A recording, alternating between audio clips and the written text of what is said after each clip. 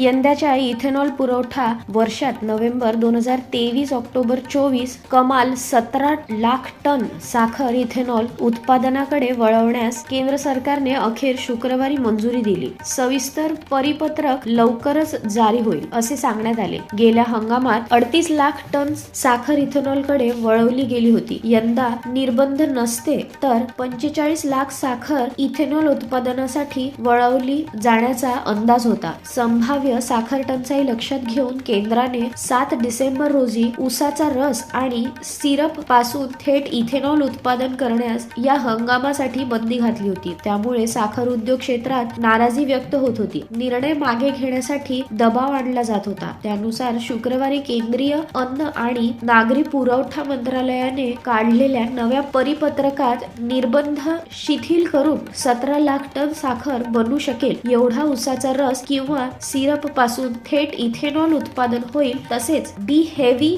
Molasses पासूनही अतिरिक्त ethanol उत्पादन घेता येईल असे सांगण्यात आले आहे। मात्र रस सिरप मोलसेसचे किती प्रमाण असेल हे सरकारच्या नव्या आदेशात स्पष्ट होईल। केंद्र सरकार इथेनॉल निर्माण करणाऱ्या कारखान्याला ऊसाच्या रसापासून इथेनॉल निर्मिती करण्याचा कोटा ठरवून देणार आहे। शिवाय ऊसाचा रसापासून स्पिरिट आणि अल्कोहोल उत्पादन करू नये असे स्पष्ट आदेश परिपत्रकात देण्यात आले आहेत।